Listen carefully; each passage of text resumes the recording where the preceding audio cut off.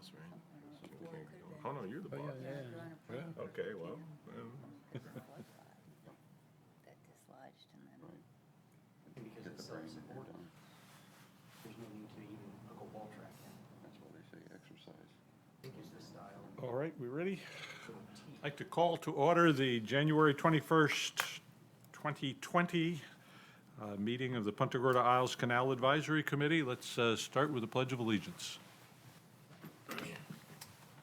I pledge allegiance to the flag of the United States of America And to the republic for which it stands, one nation, under God, indivisible, with liberty and justice for all. Yeah, can we do the roll call, please? Colleen Wright, Here? Paul Rafa, Mark Kuharski, Here. Robert Kanabi, Here. Fred Hannon, Present. Jake Dye, Here. Fred Court. Here. Our next scheduled meeting is on President's Day, so everything will be closed. We need to find an alternate date. Can I suggest that we do what we've done today? You do it on Tuesday at 9 a.m., if that works on your calendar? On the 18th? On the, yes, the following day. Yes, it's available. Everybody else Chambers. okay with that? Yes. Yes? So be it. Tuesday at 9. Tuesday at 9. And we'll let Paul know somehow that it's happening. Okay. All right. Let's move to the approval of minutes. You've received them all in the packet. Any changes? We'll take a motion. Move to approve? Second. All right, all in favor, say aye, please. All right. All right. Citizens' comments. I don't see any citizens, so let's move along to reports, please. Good morning. For the record, Kathy Miller, Canal Maintenance. In your packets, you have your financial reports. Were there any questions, concerns? I just had a question on the revenue report. We have some big numbers in here from general and from the carryover. When do those get received?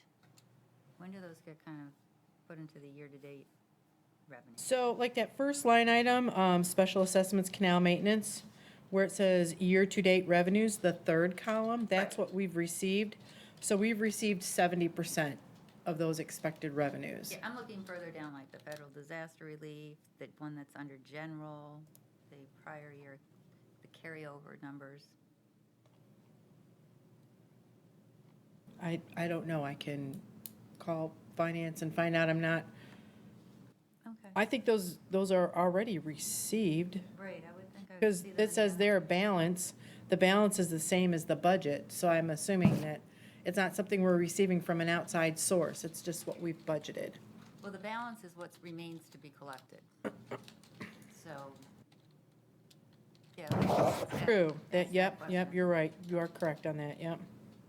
And then one other question I had, and if you could just get an answer for us. I'm just kind of wondering, what is the collection commission?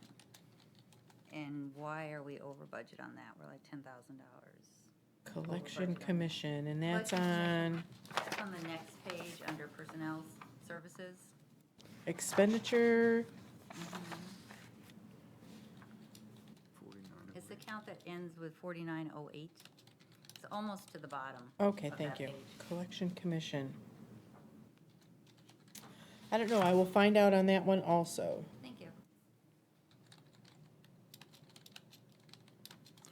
Any other questions on the finance report? Okay, move along. Budget utilization. Any questions on that? Seeing none, seawall replacement status. I'd like to explain on the seawall replacement status that we don't consider a project completed until the sod has been replaced. So there are several projects that still have under construction. They're just waiting for sod. That's all. So like Almar, Wesley, Via Tunis, CFAN, all those are completed. We're just waiting on sod. Okay?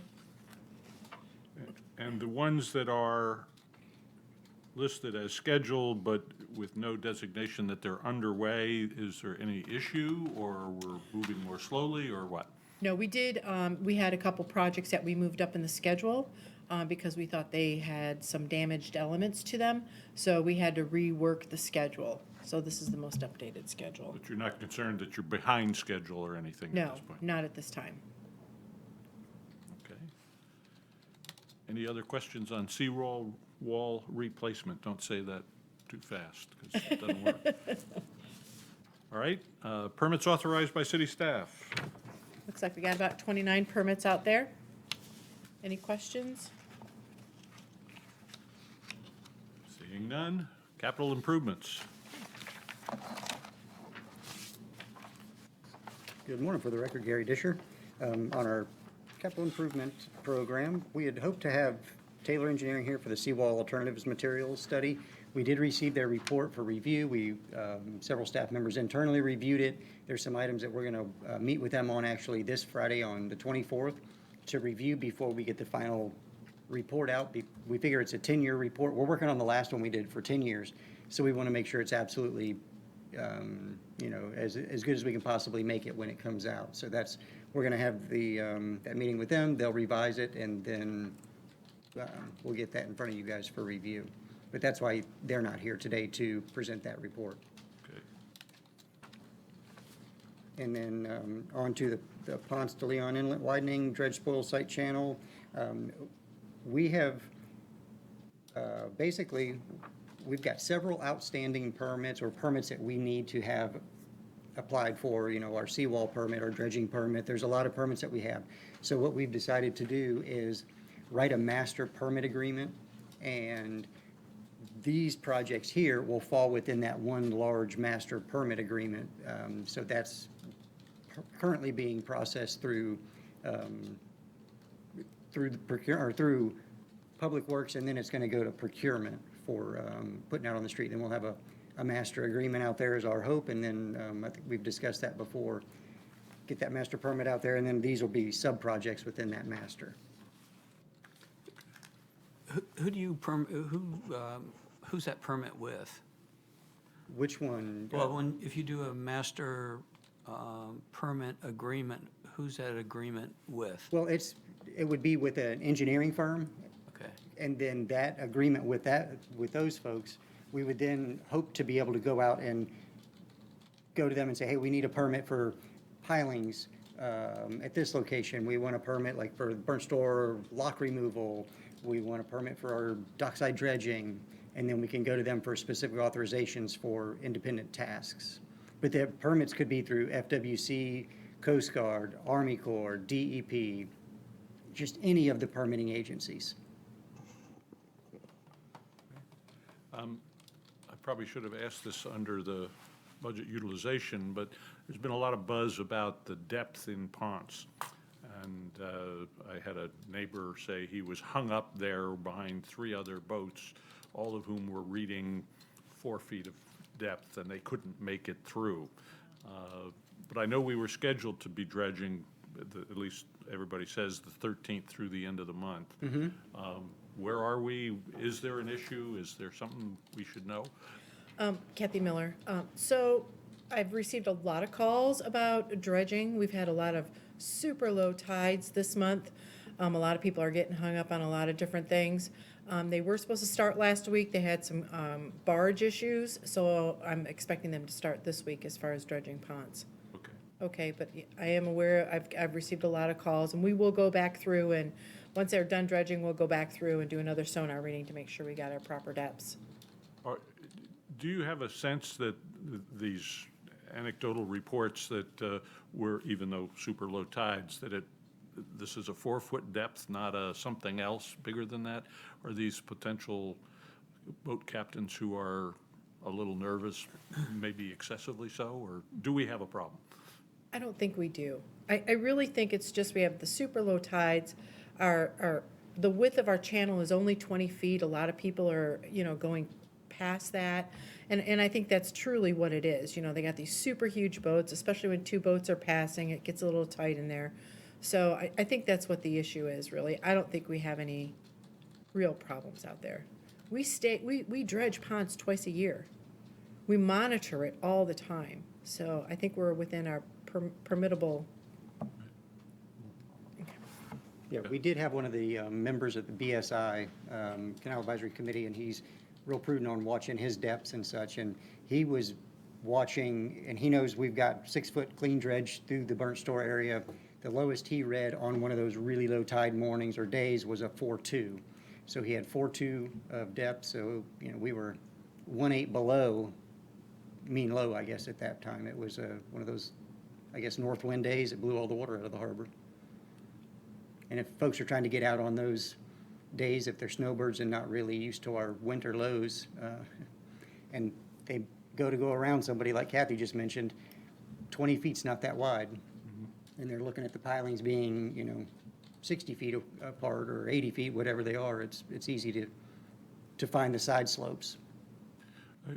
I know that there's stuff on the city website. I'm wondering if, because this is all good explanation, I wonder if there's some consideration to providing that kind of explanation so people can see it, and at least, again, they're not used to the low problems, they're crowds, to let them know what's going on and give them more information at least.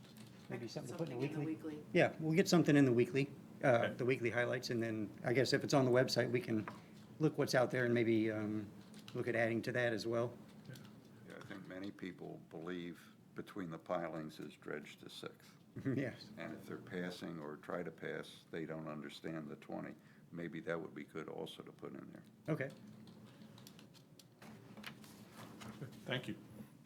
Is the 20, that's news to me, new guy, so I don't know, but, I mean, is that like the permittable, we can't get any wider than that? 'Cause you, Correct. That's the permitted bottom depth at 6 foot. wow, So let I me mean, bring, that's almost unusable. It's I mean, you'd two want a boat. boats? Well, if I go through there, nobody else is gonna pass Right. me, so, and I would say that's most of the boats, that's, Especially sailboats. yeah. Okay. yeah, because if we've got our mangrove line, Is that just a short distance and there's a wider area That's where the people full- could pull off to the side, but? that's all the way from when you leave the hardened seawall edge there. As soon as you go through the riprap, it's 20 feet all the way until you get to past the boat ramp, and then we widen out, but we also drop to 8 feet deep out there. But yeah, we have, you know, we may have some berm coming out, but it comes down 4-to-1, or I believe it's 4-to-1. I'd have to look again, maybe 2-to-1. But even if you have pilings out here on the edges, that bottom there, you're talking 20 feet, and that's at 6 foot depth. So I think this is a good picture. Yeah, mean, what I you went through. I would think most people don't know that, and they try to pass, and that's where they get in trouble, because there's no way. I mean, you couldn't get 2 boats that are 10 feet wide to go through there, and most boats are gonna be wider than 10 feet wide. You get a big And- cat coming in there and there's no room for They anybody. try to pass, they think they're okay. That's Yeah, and news to me, and it's interesting, and Yeah, anybody with even a 4 or 5 foot draft boat, you can find the bottom fairly quickly, or one of your outboard outdrives, or, you know, if you try to get out of that way, it may find that bottom. And when you're passing somebody, you want to leave more than 10 feet anyways. I know 10 feet, Right. when you're on the water coming head on, that seems like you've just barely made it by. yeah. Well, this is good information and it deserves to be out there somewhere. Okay, So, we'll see what we can add to the weekly and great. check the website and see what we can add. And draw a picture. Okay, Yeah, no, the picture's worth 1,000 words. It's- all right. This is gonna be a continuing problem too, because we're getting bigger boats all the time. Yes. I've seen some pretty wide cats out there. The cats and Amazingly wide. even the, large power boats, they're beamier and they're taking up more depth. Mm-hmm. And that's just in PGI, and we already know what the problem is over in BSI, Oh, yeah. so. All right, any more questions on the capital improvements? On to Buckley. And on to Buckley's, yeah, we're cranking away. They did have a schedule change they submitted Friday. What they're gonna do is we're gonna dig the Sea Edge Canal down to where we meet Alligator Creek, and we're gonna stop the dredge there. At this time, they're gonna put the machine on a barge, come back in, finish the small 2 sawfish basin connection and all the riprap, get the inside all completed then the last thing they'll do is jump out to do Alligator Creek. I mean, there's some overlap there. Obviously, they'll be working back here, but the last push will be Alligator Creek.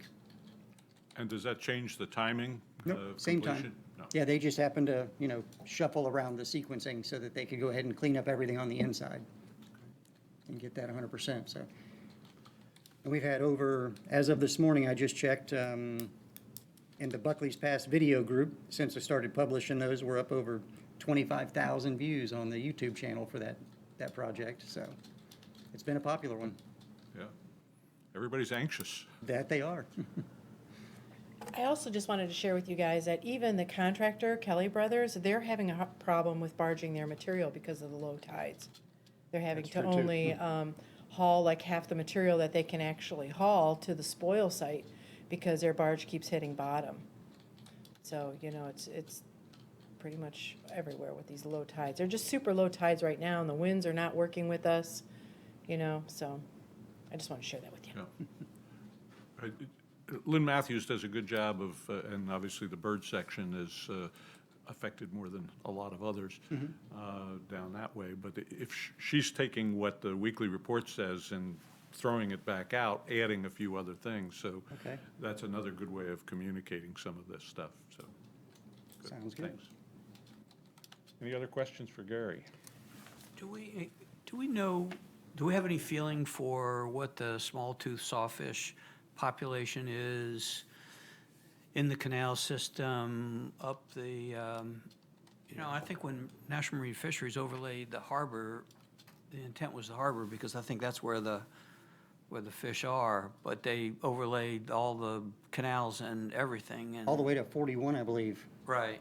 And so I'm just wondering if anybody has ever even seen a small-tooth sawfish up in the canal system. Not that we have any control over our ability to make any changes, but. Yeah, not at all. I've never seen one been on the water out there since, 90 when I moved down here. And I've Right. never seen one. Well, it's a big impact on mangrove removal on the canal system. Huge impact. Mhm. Yeah, I'm not sure, haven't heard of any recent numbers. The only one I see is the manatee mortality updates that the FWC puts out every now and then. I think it's a weekly or monthly publish that they send out via email, but I haven't seen any of the other, or anything on the small-tooth sawfish. By the way, the manatees are complaining about the 20-foot width in the canals as well, so. Right. But then the small-tooth sawfish are using the, Right, the berm, so they'll have to fight it out. Don't put that in the communication. That might be a good way to get, more dredging. Okay, put that in. There you go. Thank you, Gary. You're welcome.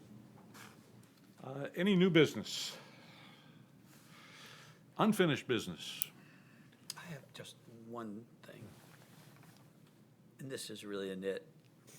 Oh, your chair is still But this broken. chair has been broken for the last couple of, Broken again? yeah, well, yeah. The same break. They had, I don't- actually maintenance come and fix it, so. Oh, I'm guessing I'm not the only one that's noticed this, so. Yeah. Well, I'll let them know it's broke again. This is David Levin's chair, I think, the city solicitor, yeah, so. All right. Is there an update on the assessment program? We can ask. Okay, just curious. On the assessment, canal assessment. Yes, so every week we publish how many points. I think last week we published that they had collected over 4,000 points. They're still out on the water. We don't expect that project to be done until the end of February, beginning of March. Again, the low tides, we gotta wait for low tides. The guys actually worked yesterday. They worked 3 hours yesterday. They came in, cause we're gonna take advantage of every low tide that we can get. So, we're about halfway through PGI. That does not include BSI. Thank So, you. Just curious, thank you. yeah, no problem. All right, other staff comments?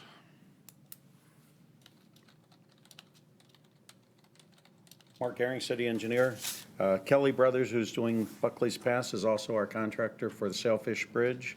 And we've been getting ready for that project for many months now. They will start work next Monday. The Sailfish Bridge is going to have concrete mat laid under the entire bridge area. That's the concrete blocks with the holes in them, all chained together with stainless steel rope. That'll begin next Monday. So during their work time, the passage will be closed from 7 a.m. to 6 p.m. on weekdays, with opening 11:30 to 12 every day and 3 to 3:15 every day to allow boats to pass. Is that the, Where is that? Sailfish Bridge is the second bridge on Marion Avenue? by Gulfview? Yes. Yeah, okay. Is that must be what those orange balls are that are out there? They're two orange floats that kind of look like crab pots, except they look like they're very deliberately placed out there. I have not noticed them or been told that they put those out there, but could very well be, yes. So Kelly Brothers, they're winding down with a lot of their work operations on Buckley's Pass, and they had a big job on Marco Island, and they'll be moving in next week. We'll put a notice out in some way about all of this? Yes, we just got this, well, actually, we got it last week, but I was out. So now that I have it this morning, we're going to get signs up and get all the public noticing out that we can this week. Great. Okay. Any other staff comments? Committee comments? Good. Back to citizen comments. We are adjourned. Record meeting? Almost a record. Maybe we ought to have all these meetings early in the morning. Nobody's quite awake yet. Or keep changing the date so Or nobody that. knows where we are. Or that. That's not, Make sure they turn off the TV first.